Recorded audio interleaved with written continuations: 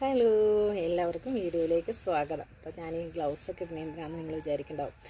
ഞങ്ങൾ ഇന്ന് കുറച്ച് മഞ്ഞൾ പറിച്ച്, നമുക്കുണ്ടായിരുന്ന മഞ്ഞൾ അല്പം ഉണ്ടായിരുന്നുള്ളൂ.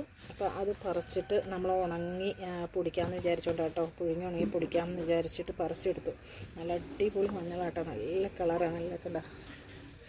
ഇതെന്തിനാണ് ഞാൻ ഗ്ലൗസ് ഇട്ടെന്ന് വെച്ചിട്ടുണ്ടെങ്കിൽ, കഴിഞ്ഞ പ്രാവശ്യം ഞാനിത് ഗ്ലൗസൊന്നും ഇടാതെ ആയിട്ട് ഇതുപോലെ കട്ട് ചെയ്തത്. അപ്പം നിറച്ച് മഞ്ഞളായിരുന്നു, കൈ നിറയെ മഞ്ഞൾ.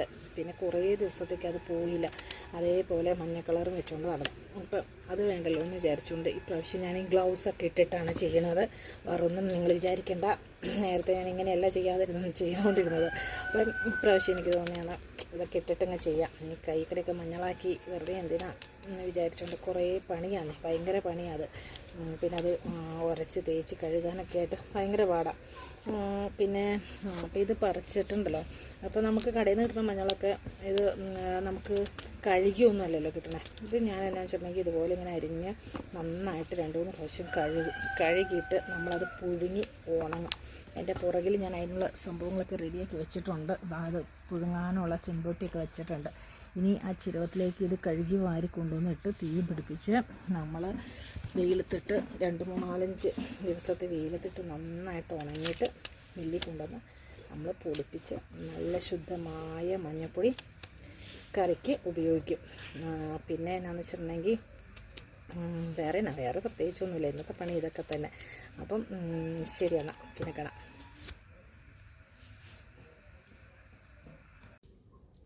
ഞാൻ ഈ ഗ്ലൗസ് ഇട്ടിട്ടാണല്ലോ ഇപ്പം നമ്മൾ ഇത്രയും നേരം ഈ മഞ്ഞൾ ഇങ്ങനെ കട്ട് ചെയ്തുകൊണ്ടിരുന്നത്. അപ്പോൾ കട്ട് ചെയ്തുകൊണ്ടിരുന്നത് ഗ്ലൗസ് ഇട്ടതായതുകൊണ്ട് നമ്മുടെ കയ്യിൽ അത് ഊരി കഴിയുമ്പോഴല്ലോ മറ്റേ മഞ്ഞളിൻ്റെ കളറ് മുഴുവൻ ഇതിനകത്തേക്ക് വന്നു. നമ്മുടെ കയ്യിൽ യാതൊരു കുഴപ്പമില്ല. അത് കൈ പറയാത്തൊട്ടതെടുത്ത് കുറച്ച് വന്നിട്ടുണ്ട്. എല്ലാത്തോളം തേക്കണ്ടോ, മഞ്ഞ കളറോ മഹത്തേലോ ഒന്നും വന്നിട്ടില്ല കേട്ടോ. ഇങ്ങനെ ഇരിക്കും. അപ്പോൾ എങ്ങനെയുണ്ട് ഐഡിയ? അപ്പോൾ അതല്ലാതെ ഞാൻ ഇതിപ്പോൾ എടുത്തിട്ട് ഇതുപോലെ ഇപ്പം ഒന്ന് കാണിച്ചു തരാം. ഇതിൻ്റെ ഈ മഞ്ഞളുടെ കളർ ഇടോ, നല്ല റെഡിഷ് കളർ എന്ന് പറഞ്ഞാൽ എന്താ പറയുക, നല്ല അടിപൊളി കളറാണ്.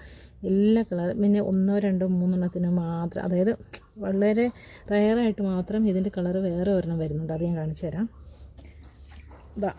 ഇത് കണ്ടോ, ഈ മഞ്ഞ കളർ കട്ട് ചെയ്ത് കാണിക്കാം കേട്ടോ. ഈ മഞ്ഞ കളറ്. അതല്ലാതെ നമ്മളിപ്പോൾ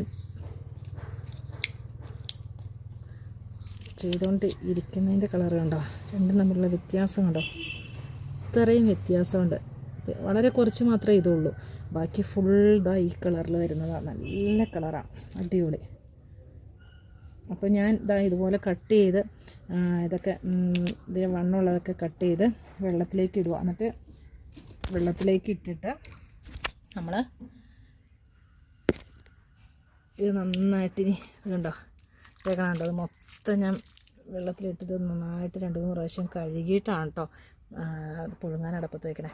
അല്ലെങ്കിൽ ഇതുപോലെ ഈ മണ്ണും ഒക്കെ ഇതിനകത്തുണ്ടാവും. ഇവിടെ കിടക്കണുണ്ടോ മണ്ണ് കണ്ടോ.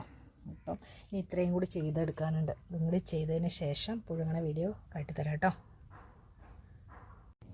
അങ്ങനെ മഞ്ഞളിതേ കഴുകി നമ്മൾ പുഴുങ്ങാനായിട്ട് വെച്ചു. തീയും പിടിപ്പിച്ചിട്ടുണ്ട് കേട്ടോ. ഇനി പുഴുങ്ങി വരുമ്പോൾ കാണിക്കാമേ.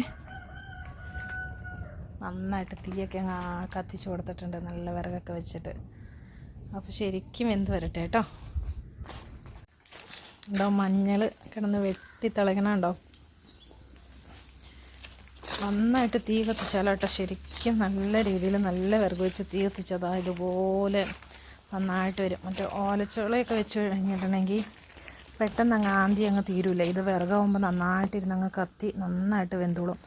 അപ്പം നല്ല കഷ്ണങ്ങൾ അങ്ങ് വെച്ച് കൊടുത്തിട്ടുണ്ട്. നല്ല ഇത് കണ്ടോ, ഇതുപോലത്തെ വിറകുകൾ നമ്മളങ്ങ് വെച്ച് കത്തിക്കണേ. എന്താ കളർ നോക്കി, മഞ്ഞളുടെ കളർ മുകളിൽ ഇങ്ങനെ പതഞ്ഞ് പൊങ്ങി കിടക്കുന്നുണ്ടോ. ഇപ്പം തന്നെ ഇങ്ങനെ ഇത്രയും കളറാണെങ്കിൽ പിന്നെ പൊടിപ്പിക്കുമ്പോഴത്തെ കളർ ഇത് പറയണോ.